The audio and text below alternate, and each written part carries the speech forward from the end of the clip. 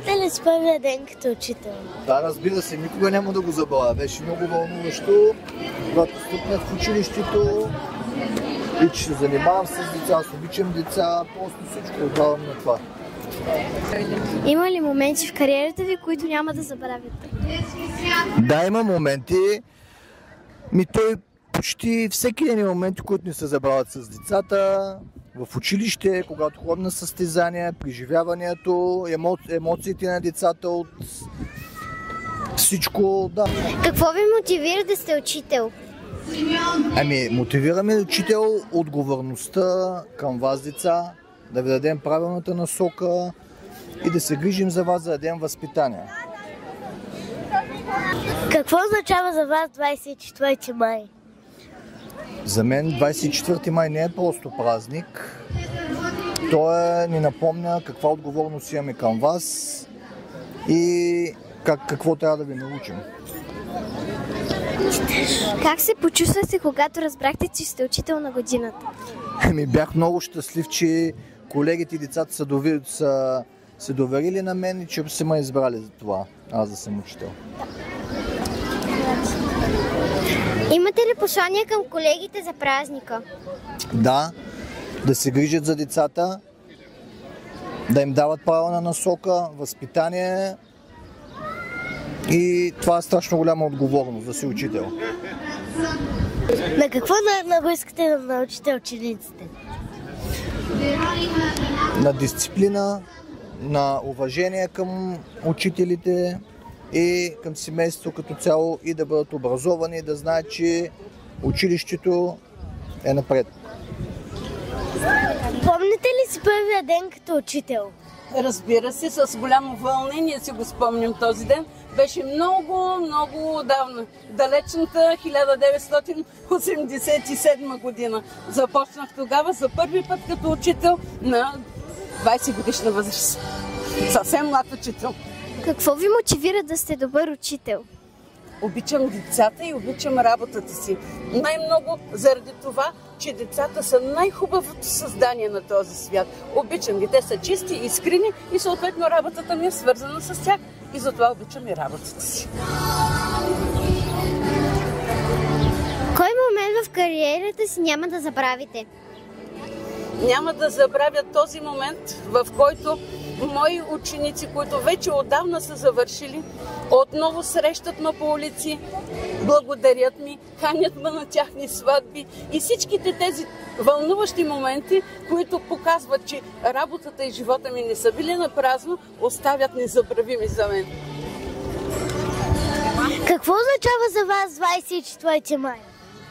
24 май е един от най-хубавите български празници, в който цялата страна оказва благодарност на тези, които се занимаваме с наука, просвета и подготовка на бъдещото поколение на България. Как се почувствахте, когато разбрахте, че сте учител? Че съм учител на годината, да. За мен е огромно вълнение, тъй като не е за първи път. Аз за трети път съм вече учител на годината и отново пак така се вълнувам, че всички колеги и учители оказаха честа отново да бъда номинирана за учител на годината. Какво бихте казали на младите хора? На младите хора да учат, да напредват и да се подготвят достойно за живот, защото без знания няма бъдеще. Имаш ли знания, имаш най-голямото богатство на света. Имате ли послание за колегите си за празника? Разбира се, пожелавам да бъдат живи и здрави и все така да обичат своята работа. Как се почувствате, когато разбрахте, че сте учител на годината? Ами да, това беше много голяма изненада за мен. Не знаех, че ще спечеля такава награда и благодаря за което. Това е не само моя награда, това е за учениците, за колеги и за училището. Благодарим. Какво е за вас 24 май? 24 май е не само празник, то е вдъхновяващо. Какво ви мотивира да сте учител? Работата с деца, работата с колеги и най-вече това, че да можем да научим вас, да ви възпитаваме и вие да сте учат за бъдещето. Имате ли послания към колегите за празник? Ами да продължават да ви възпитават. Какво според теб те прави добър ученик? Ами, значи на първо място е постоянството, защото без постоянство няма как да има резултати. Трябва да сме всеотдайни, да даваме всичко от себе си, най-вече да имаме желание да се развиваме и на първо място да бъдем добри хора. Кой ти е любимият предмет в училище?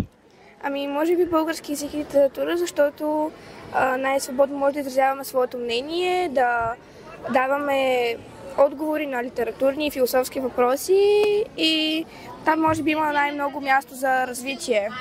Какво обичаш да правиш през свободното си време? Ами, понеже сега сме средния клас, нямаме много свободно време, понеже имаме национално външно оценяване и се стремим към високи резултати, обаче през малко свободно време обичам да съм навън с приятели, защото приятелите са най-ценното, което може да имаме и трябва да прекараме време с тях. Училището е място, в което можем да споделяме както добри, така и добри емоции, защото там може да се развиваме, да намираме правилните хора за нас, учителите винаги ни подкрепят. Училището е едно страхотно място, в което прекарвам чудесно вече 7 години. Какво почувства, когато разбраш, че си ученик на годината? Радост. Много, много, много голяма радост. Аз бях много шокирана, аз не го очаквах изобщо. Не, че бях много щастлива. Всеки ученик би реагирал така. Да. Какво те прави добър ученик? Възпитанието. Предмет и защо? Математика, защото обичам да смятам. Ми са интересни. Как си подготвяш уроците? Ами, като чета много и се упражнявам.